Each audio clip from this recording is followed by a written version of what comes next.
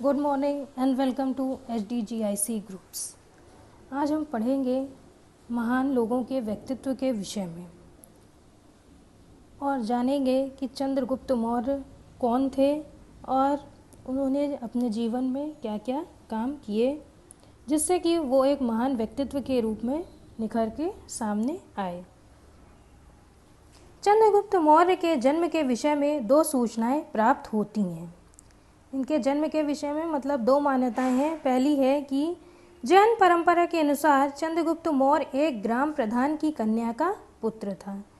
जैन परंपरा वाले के हिसाब से ये जाना जाता है कि ये एक ग्राम प्रधान की कन्या के पुत्र थे, जहाँ मयूर यानी कि मोर पाले जाते थे।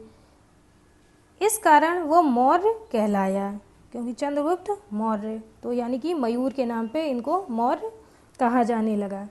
बौद्ध ग्रंथों के अनुसार नेपाल की तराई में पिपीलीवन नामक स्थान था और ये तो जैन परंपरा के हिसाब से। फिर बौद्ध ग्रंथों के हिसाब से इनका जन्म माना जाता है कि नेपाल की तराई में पिपीलीवन नामक एक स्थान था, जहाँ मौर्य नामक क्षत्रिय रहते थे।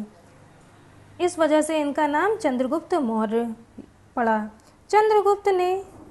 चंद्रगुप्त के पिता की किसी राजा द्वारा हत्या कर दी गई और उसकी माता उसे लेकर सुरक्षित स्थान में चली गई। जब इनके पिता की मृत्यु हो गई, उनकी हत्या कर दी गई, तो उनकी जो माता थी वो उनको एक सुरक्षित स्थान पे, सुरक्षित जगह पर लेके चली गई, जिससे कि इनकी जान को बचाया जा सके। चाणक्य की सहायता से चंद्रगुप्त ने शिक्षा प्राप्त की और चाणक्य जो थे उनकी मदद से चंद्रगुप्त ने सारी शिक्षा प्राप्त की। चंद्रगुप्त के समय में सिंध, पंजाब तथा सीमांत प्रदेशों में यूनानियों का शासक था। मतलब इन जो प्रांत थे, प्रदेश थे, इन सभी जगह पे यूनानियों का शासन था, यूनानी राज्य करते थे। चंद्रगुप्त मौर्य ने एक सुदृढ़ सेना का संगठन किया। सुदृढ़ मतलब जो निश्चित एकदम बिल्कुल जिसको कोई डर नहीं था, ऐसी विशाल सेना का निर्माण किया, यानी कि संगठन किया। उसने धीरे धीरे यूनानियों को भारत से बाहर निकाल दिया और इतनी मतलब मजबूत सेना बनाई कि सबसे युद्ध कर करके उनको बाहर भारत से निकाल दिया। उसने मगध के राजा पर आक्रमण करके नंद वंश के राजा को हराया और स्वयं सम्राट बन गया। मगध के राजा जो थे उन पर भी युद्ध किया, उन पर भी आक्रमण किया और वहाँ से उन्होंने नंद वंश के राजा को हराया और स्वयं वहाँ के सम्राट बन गए, यानी कि वहाँ के राजा खुद बन गए। चंद्रगुप्त के समय में यूनानी शासक सेलुकस ने भारत पर आक्रमण किया। अब जो यूनानी शासक थे, जो बहुत ज़्यादा थे, उन पर उन्होंने चंद्रगुप्त पर आक्रमण किया। चंद्रगुप्त ने सेलुकस को हरा दिया और उसकी पुत्री से विवाह किया। चंद्रगुप्त ने उस राजा को हरा दिया और उनकी जो पुत्री थी उससे विवाह कर लिया। चंद्रगुप्त का शासन प्रबंध बहुत अच्छा था। मतलब कि जिस तरह से वो पूरा अपना शासन करते थे, राज्य चलाते थे, वो बहुत ही अच्छी नीति अपनाते थे और उनका जो प्रबंध था वो बहुत ही ज़्यादा अच्छा था।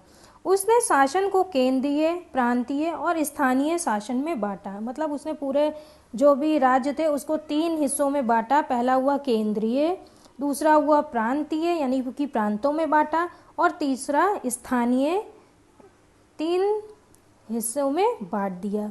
राजा का परामर्श देने के लिए मंत्री परिषद थी।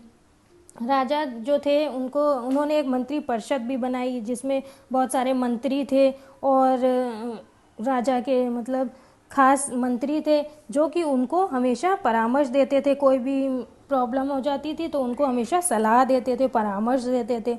राज्य में अनेक विभाग थे और जिस तरह मतलब उन्होंने पूरे शासन को बांटा था तो उसी तरह उन्होंने अलग अलग डिपार्टमेंट यानी कि विभाग भी बना दिए थे, जिनके प्रधान को आमत्य कहा जाता था। और जो उनके मेन हेड होते थे हर विभाग के, उनको कहा जाता था आमात्य।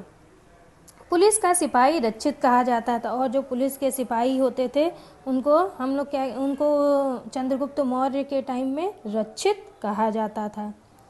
उसने गुप्तचर विभाग भी बनाया। चंद्रगुप्त ने एक गुप्तचर विभाग भी बनाया। उसके पास एक विशाल और सुसंगठित सेना थी। मतलब कि गुप्तचर विभाग जो कि गुप्त सूचनाओं को उला ला के देता था, तो एक वो भी विभाग इनके शासन में बना था। और उसके पास जैसे कि हमने पहले बताया कि एक बहुत विशाल और सुसंगठित मतलब बहुत ही वेल मैनेज्ड पूरी सेना थी। प्रांतों के शासक कुमार महामात्र और राष्ट्रीय कहे जाते थे। जो कि प्रांत बनाए थे उन्होंने, उनके जो शासक थे उसको कहते थे, उनका किस नाम से जानते थे, कुमार महामात्र, और राष्ट्रीय कहे जाते थे। चंद्रगुप्त ने प्रजा की भलाई के लिए अनेक कार्य किए। और चंद्रगुप्त एक ऐसे राजा थे जिन्होंने पूरी अपनी जनता के लिए, प्रजा के लिए बहुत सारे काम किए। उन्होंने क्या क्या काम किए इस पे देख लेते हैं। उन्होंने सड़कें बनवाई, छायादार वृक्ष मतलब पेड़ लगवाए, धर्मशालाएं बनवाई, कुएं बनाए, तालाब ये सब बनवाए। औषधालय मतलब हॉस्पिटल जहाँ औषधि मिलती है वो बनाया। शिक्षालय जहाँ शिक्षा मिलती है यानी कि स्कूल कॉलेज वो भी बनवाए।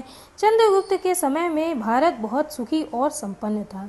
उनके टाइम पीरियड में जब उन्होंने शासन किया भारत में, तो सभी लोग बहुत ही ज़्यादा सुखी थे और पूरा जो भारतवर्ष था वो बहुत ही ज़्यादा संपन्न था।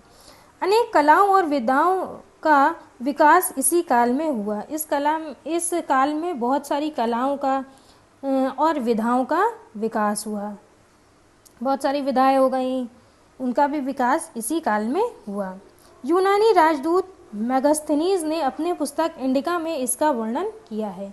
और उन्होंने मतलब जो मेगास्थनीज थे, यूनानी राजदूत थे, उन्होंने अपनी एक पुस्तक लिखी इंडिका, और उसमें उन्होंने पूरा चंद्रगुप्त के टाइम पे कैसे शासन होता था, क्या क्या उन्होंने भलाई के काम किए, किस तरह से उन्होंने शासन किया, तो वो सब का पूरा वर्णन उनकी पुस्तक इंडिका में मिलता है। ईसा से 299 वर्ष पूर्व चंद्रगुप्त का निधन हो गया और 299 ईसा पूर्व चंद्रगुप्त की मृत्यु हो गई।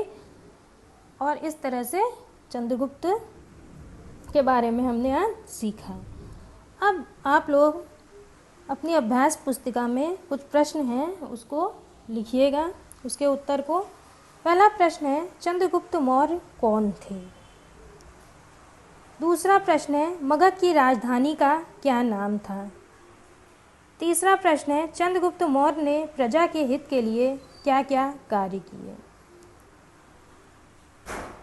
आप सभी लोग इसके उत्तर लिख के इस ग्रुप में सेंड कर दीजिएगा। अब हम लोग मिलते हैं अपनी नेक्स्ट क्लास में किसी और महान व्यक्तित्व के विषय में जानकारी प्राप्त करने के लिए। आप हमारे इस YouTube चैनल को सब्सक्राइब कर लीजिए और वीडियो पसंद आए तो लाइक ज़रूर कीजिए। धन्यवाद।